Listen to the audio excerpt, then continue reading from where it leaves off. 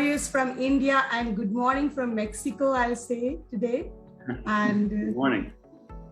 Hi guys, Suman here. Good evening from India and good morning from Mexico today. I'll say this is a very special moment for me because I am going to interact with a very special warrior whom I met in some other group, and when I was going through his experience and life testimony, it really overwhelmed me. And the moment he joined our group, he brought the that engagement in a group. People were getting motivated, and I also saw many warriors who were not even responding. They started responding to his content. And it's amazing. This warrior whom I'm going to present to you today, the story what we are going to share of him today is amazing. He has been dealing with cancer from last 5 years, and he defeated, and not only once, twice, but thrice he defeated cancer, and amazing positive vibes he carries with him. So here I present Mr. Carl Mason from Mexico Warriors. And Carl Mason, thank you for being here with us, and we would like to welcome you at this moment to share your heart. Welcome.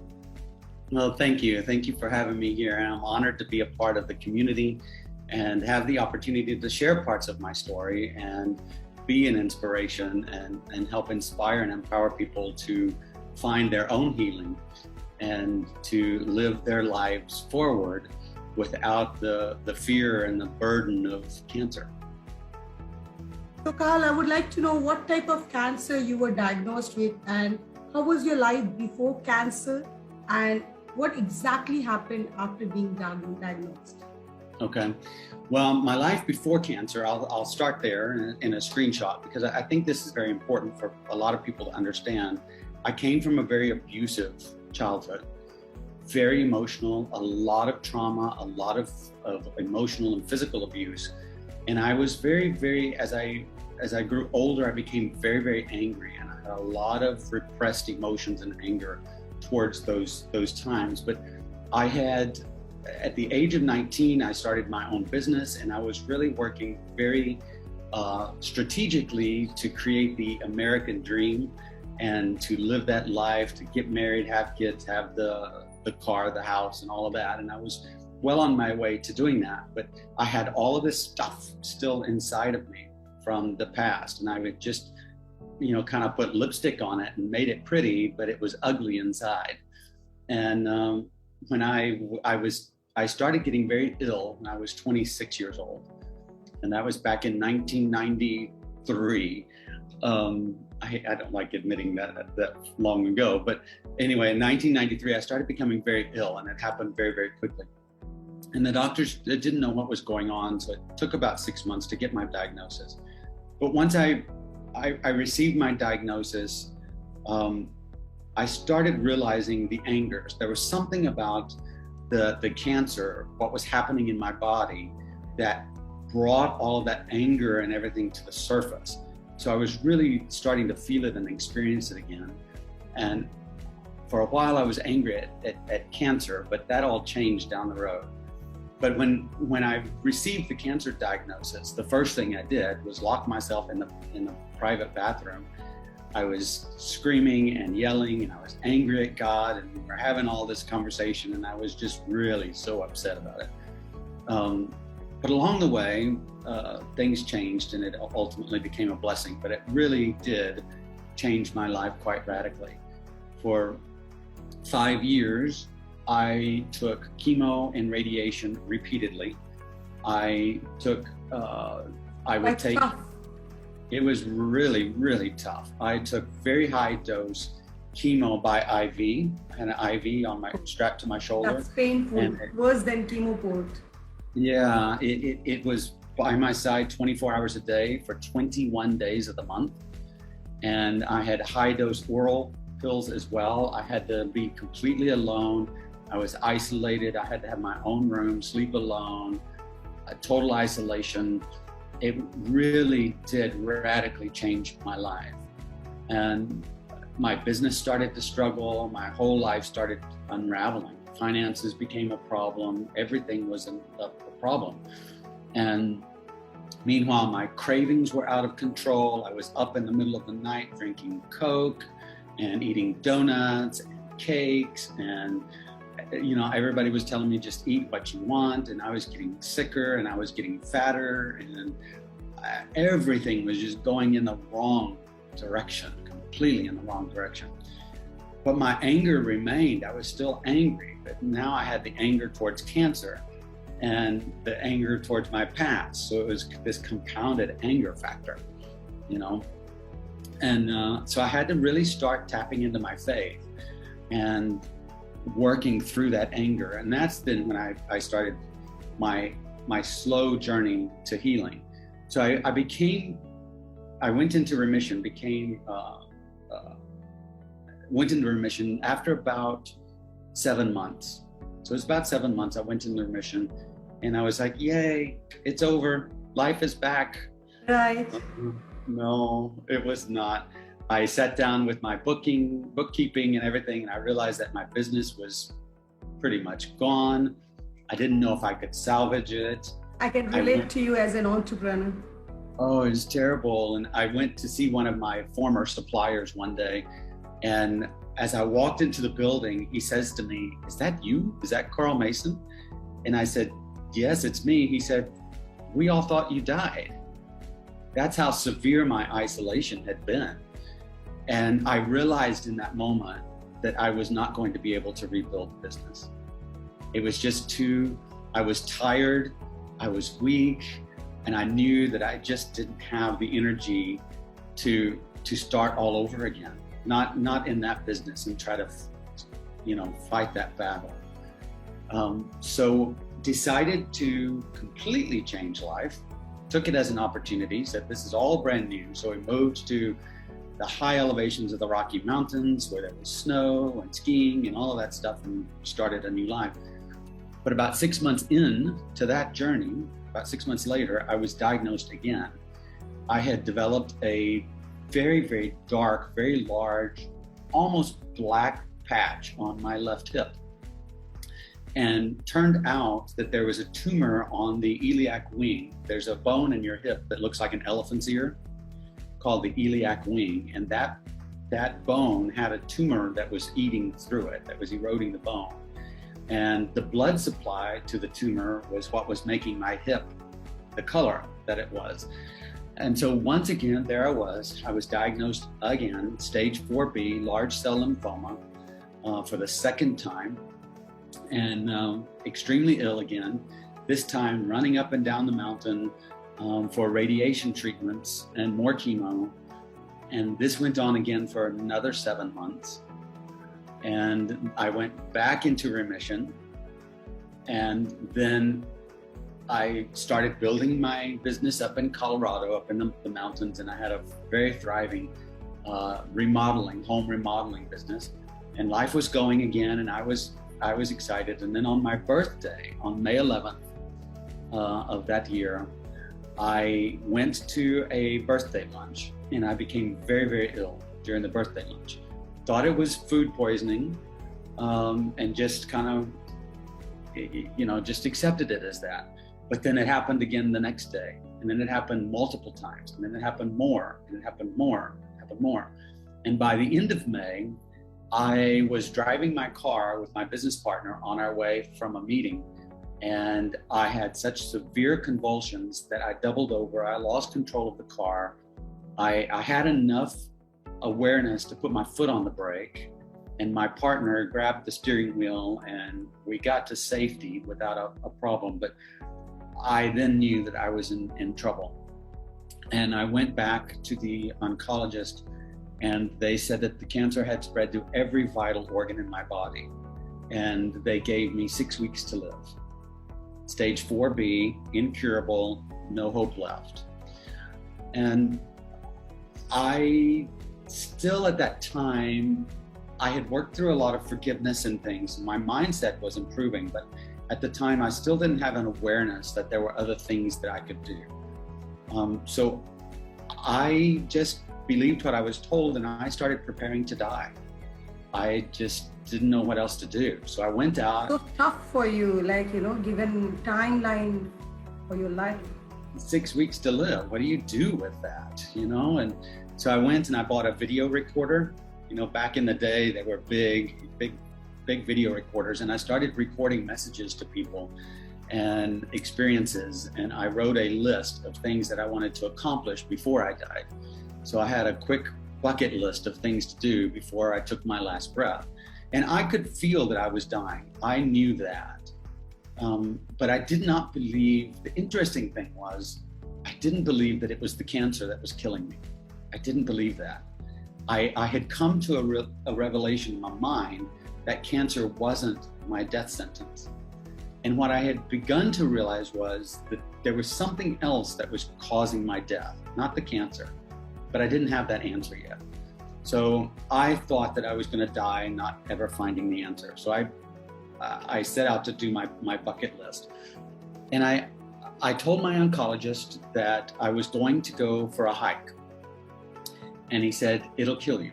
I said, well, what does that matter? If I die today or 6 weeks from now, at least I'll die doing something that I want to do. Maybe 6 weeks from now, I won't be able to do it.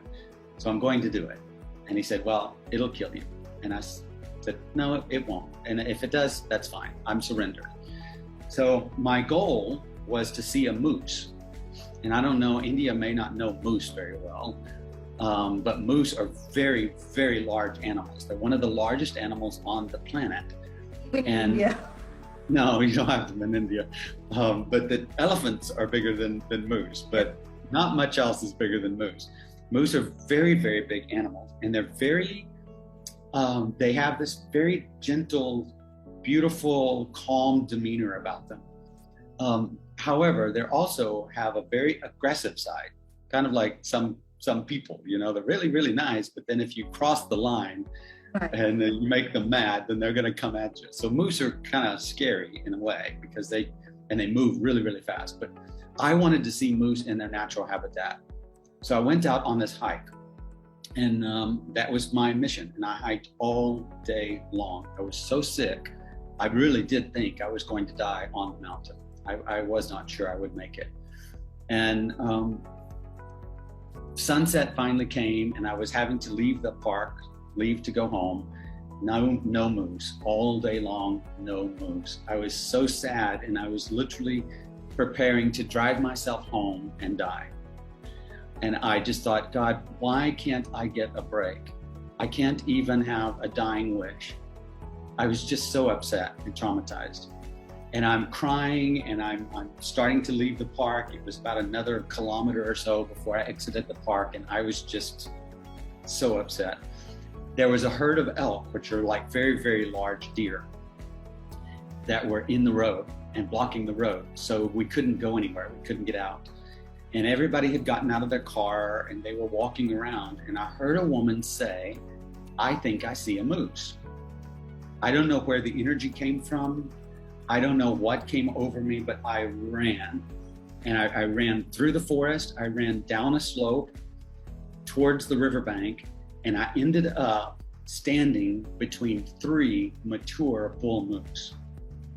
One of these moose laid down in front of me at my feet on the riverbank, at the headwaters of the Colorado River on the riverbank, and the other 2 moose stood on each side of me eating grass. And there was a crowd behind me, and there were park rangers and things that would normally have chased me away and told me to get away out of danger. But everybody just stood in complete silence, and the park rangers and everybody left me alone.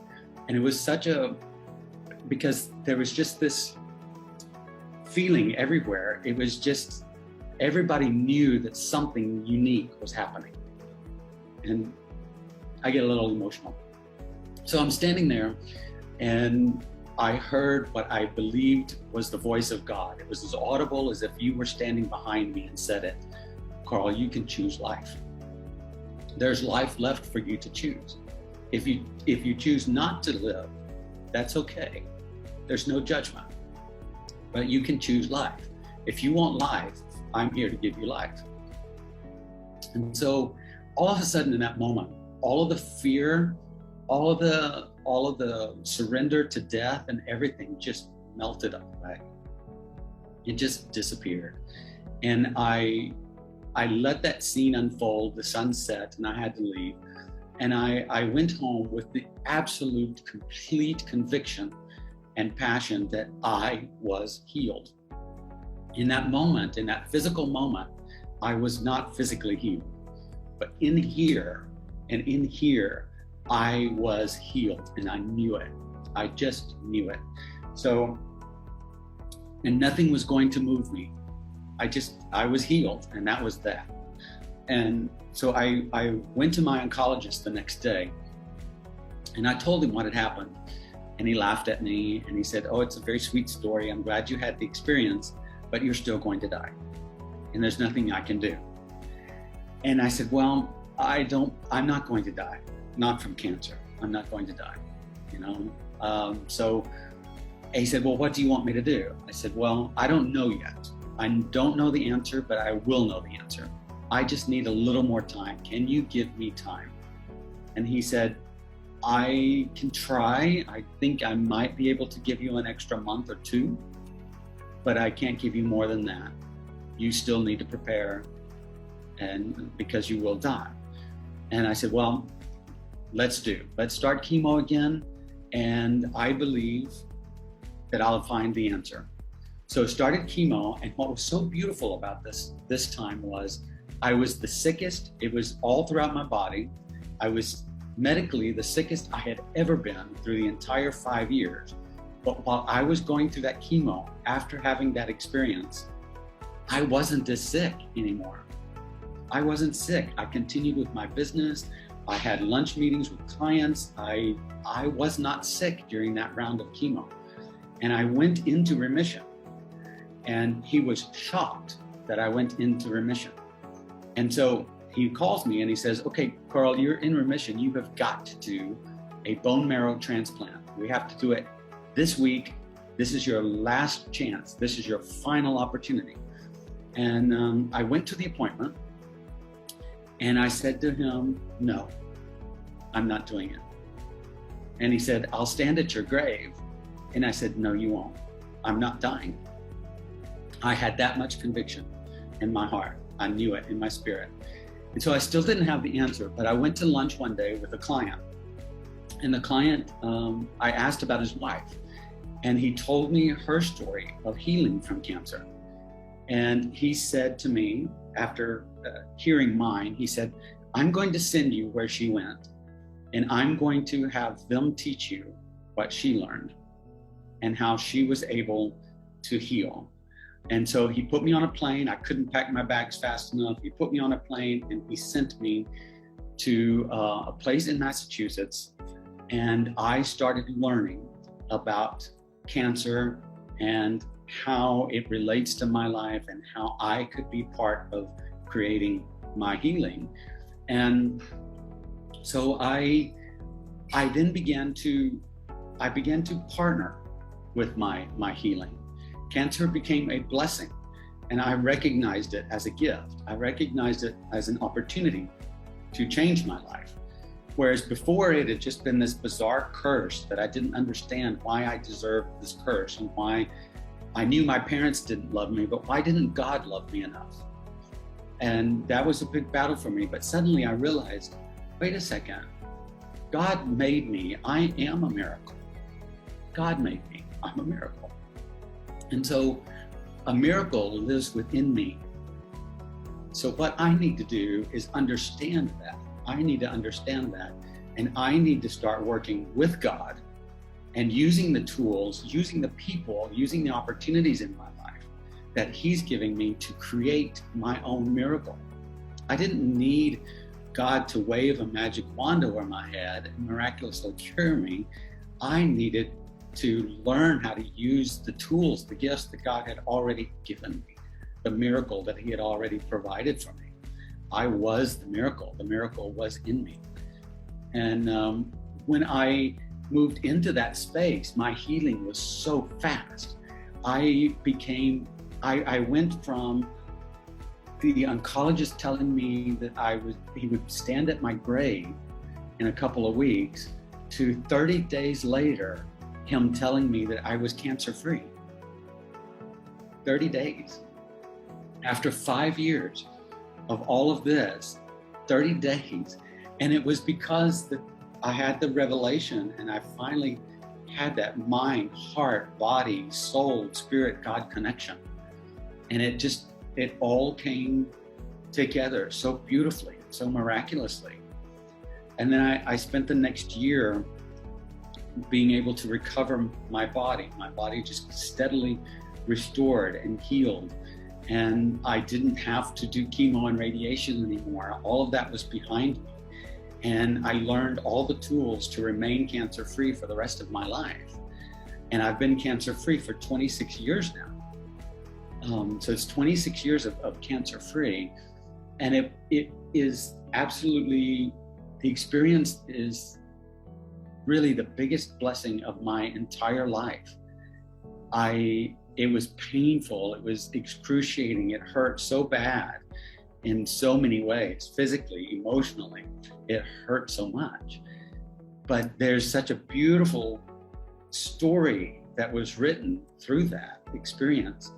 And that's why I teach so much now about the mindset and the beauty of cancer, and how it can be such an instrument to transform and empower our lives. And we can use these tools. We can use all of it comes together as this beautiful package. We have the miracle of the knowledge that doctors have. We have the miracle of the provision that nature has made. We have the miracle of God inside of us.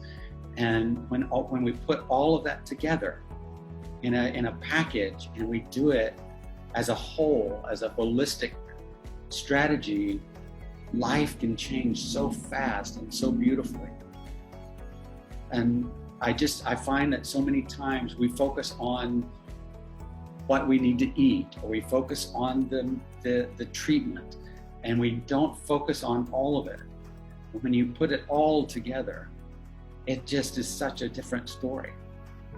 And so I've been able for the last 26 years to use that story to inspire people to, for one, the first step is, like for me, I had to believe that I was going to be healed. In fact, I couldn't even believe that I was going to be. I had to believe that I was. It had to be right now. It was, even though I wasn't in my physical, I had to believe that I was. And from that position of I am healed, the revelations came, the resources came to me, the miracles came to me, and I was able then to just accept them, receive them. And I do this practice all the time, where I receive, just receive, because the gifts are there for us to receive. The answers are there for us to receive. So what were the learnings out of all this journey? Like what exactly, you learned out of it when you were, yes, the faith was a very big pillar in your life, but what exactly you learned out of all this experience of 5 years journey? Well, I learned that unforgiveness, anger, bitterness, resentment, none of that does you any good whatsoever. It serves nothing to our lives. So the faster that we can let go, bad things happen to us, and we have these experiences. But I learned that those experiences weren't to punish me. They weren't to torture me. They were there to teach me something. They were there to be lessons and messages. And I just wrote an article about roots. So there's this root of bitterness and this root of anger. But when you recognize it and you forgive it and you release it, that root then can produce a blossom. Like a rose is covered in thorns, but it's considered one of the most beautiful flowers in the world. But it comes from thorns, a thorny bush. So I learned that letting go was absolutely essential. And not just letting go and forgetting about it, but accepting that there was a message in it.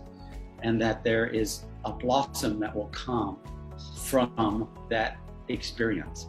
There is something to really change your life and heal your mind, body, spirit, soul, to grow you and to bring you into your divine purpose, your destiny. So that was a very big lesson for me. I also learned that I am enough, and that I because I am divinely created, everything that I need to live my life and to live in my passion, my purpose, and my destiny has already been planted inside of me. All I need to do is nurture it, and I need to use the right tools. So there was this journey of discovery of what are those tools? What is the nutrition that God provided? What is the air that God provided? What kind of water did God provide? What kind of thinking and beliefs? All of that. It was this discovery of the tools that were divinely given, and how to use those tools. Because I realized we're not designed, we're not destined to suffering and pain. That's not God's heart for us. It comes because there are things we can learn, and it makes us better. But the thing is, we have to choose it. We have free will. God gave us free will. It becomes a choice. So we can hate it or we can love it, and the outcomes are very, very different. You know, if you fight cancer and you hate cancer and you want to get rid of cancer, that's such a negative energy. But if you accept it and say, hi, you're here, what do you want to teach me? What can I learn? How can I become better? It changes the story so much. And I can tell you from direct experience, my first 3 times with chemo and radiation were excruciating. They were the most painful, agonizing times of my life. But that 3rd time, I was going through it from a standpoint of I am healed. And I was in faith, and I had released all of the anger and everything. And that experience, like I said earlier, I wasn't sick that time. I was well, and I continued to build my business, and I built a life, and it was so amazing and wonderful. So those are some of the lessons that I learned. A lot of it is just the divine connection to who I was created to be, and the tools that I've been given and how to use them for healing. Carl, what do you think that the society, what as a survivor you feel the society should do to fill the gap between the warriors and them? Do you find any gap between the society and the warriors? You mean in terms of their treatment or their journey? The treatment and the support system, yeah. Well, what I'm discovering is I've returned to coaching after 4 years, and I've noticed a very, very big difference with my clients now and 4 years ago. And the thing that I am realizing, the gap in the cancer industry and among cancer patients and cancer practices, is that people aren't working on the emotions and the mindset and the traumatic experiences that preceded their diagnosis.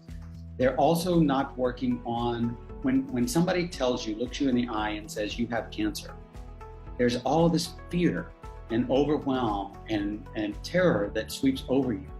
And you have 9,000 questions, but you also have to make all these decisions today. You know, you're going to die if you don't do this surgery today, if you don't do this. And so there's all this overwhelm. So you have this layers of fear and anger and resentment from the past. And then you have all this overwhelm, this new overwhelm. But nobody is helping people deal with that. Unless you go pay $400 an hour to a psychiatrist at another clinic, nobody is helping you do that. But if you hear that cancer diagnosis, and then there's somebody that comes alongside you and says, okay, let's push the pause button for a minute. You don't have to decide today. You're not going to die today. Let's take a little bit of time, and let's figure out, how are you feeling? What are you thinking? what has happened? Where are the traumas? Where are the emotions? What are you angry about? What do you want to do from your heart?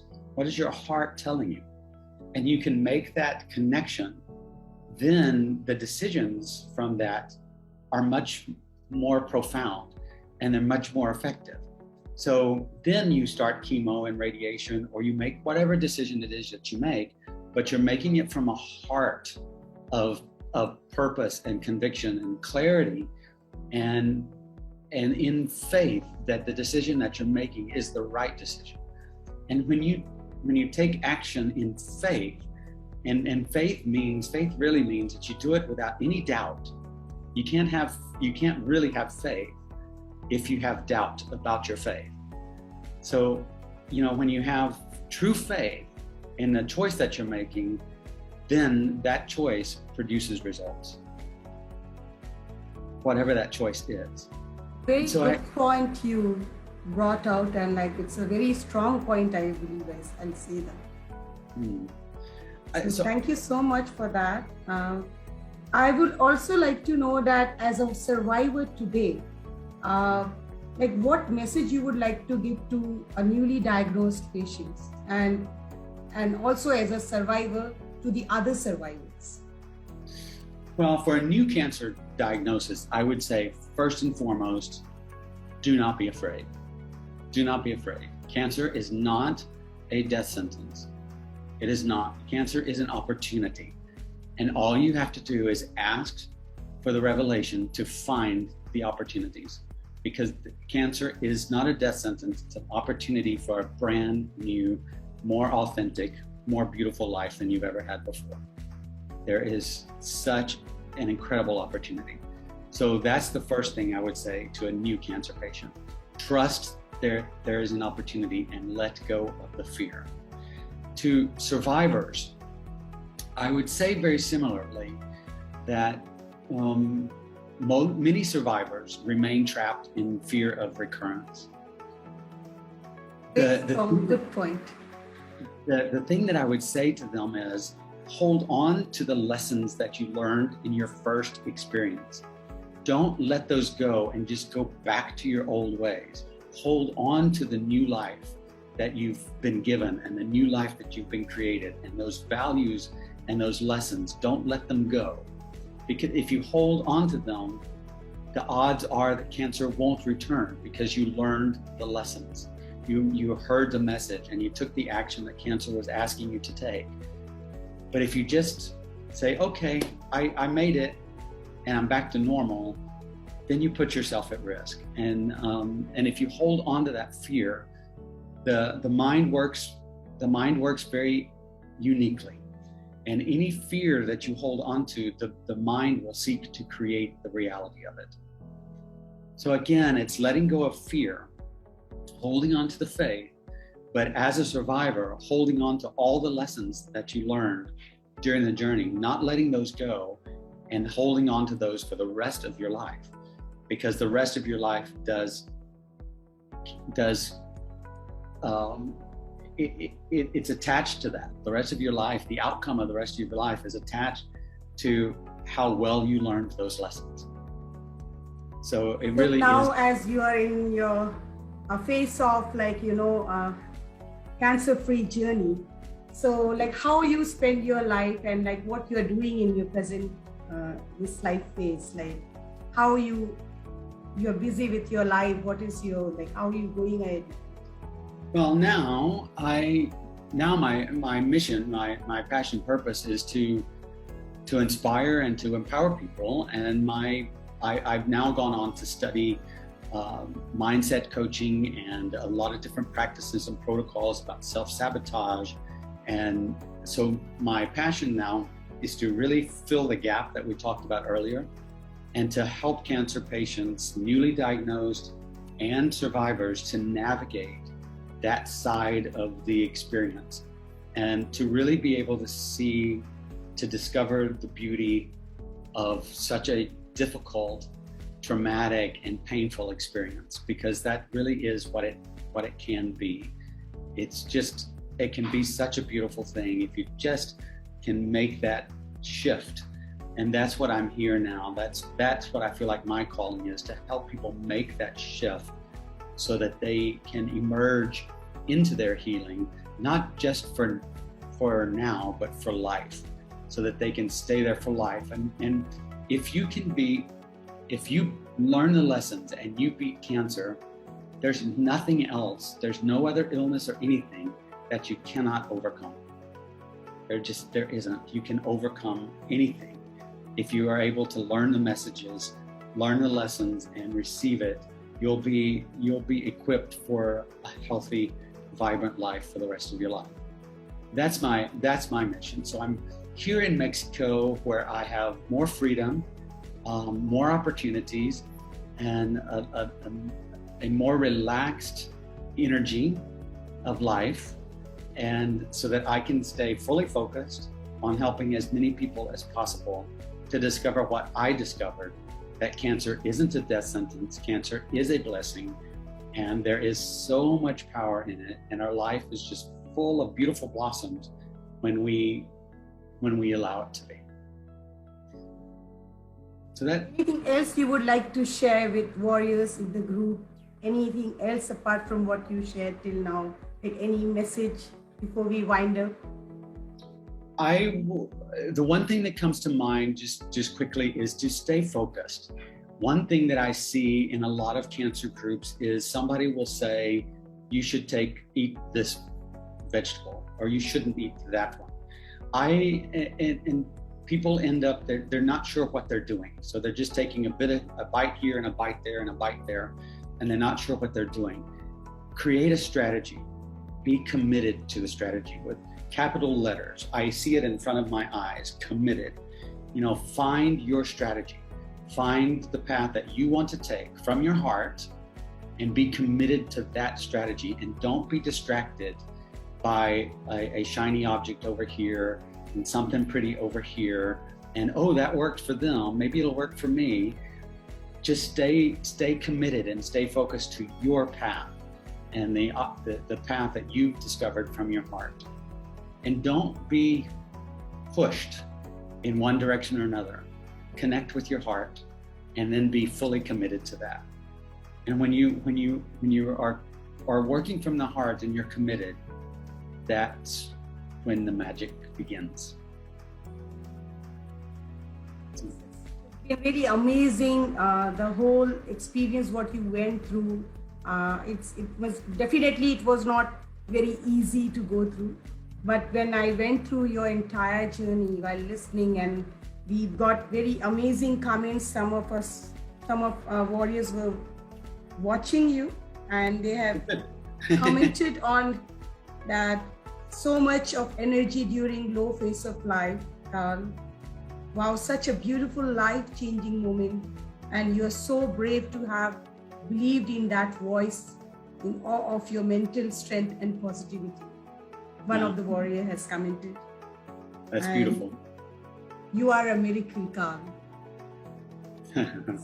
That's how the comments are. We are all a miracle. We are all a miracle. I want people to understand that they are a miracle, and they are the miracle that they need is inside them. It's already there. It's already there. What I could learn from you, like no matter what the situation is, not to give up, and the battle is in the mind. You have to first win it here. Then you have to win it exactly. When you win it here and it connects here, then it happens. Yeah. So from being at the place from where you had just death in front of you, countdown was there, and coming to all this far, like 26 years after that, the journey was amazing, Carl.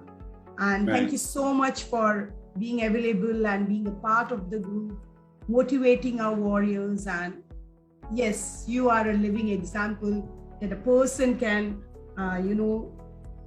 stand in front of the death and can again, go back to the light. It's like a resurrection, I'd say. Exactly. It kind of was, actually. In that moment, it felt that way. It really was. It's like you were at the moment of death and you suddenly resurrected and you fought with it and you said, no, I'm going to be back, and that's work. That's work for me as well. So thank you so much for sharing your heart, and thank you warriors for watching out there and motivating us. And Carl is part of our group. He's a warrior. He's a group expert, I'll say. He's nutritionist. He's a fitness expert. He's an entrepreneur. So feel free to connect with him. He's available, and he's generously willing to support our warriors out there. And I believe we all as a warrior have a calling to motivate each other. That is what God has called us for. I'll say we have not chosen to be a warrior, but we became warrior because that Almighty chose us, I'll say. So great. I'm so glad to have you, Carl. Thank you so much. And warriors, will keep bringing amazing living life testimonies for you, and believe that everything is here. If you are willing to fight against death, you will win. From the moment we are conceived in our mother's womb, we are fighting for the life. And that is how we should do, even beat cancer, beat any challenge of life. So I'll be coming again very soon on 29th April with another amazing warrior, and look forward to see you that day. So thank you so much for being with us, and keep inspiring each other, being strength to each other, and keep motivating each other. See you till we meet again. Bye.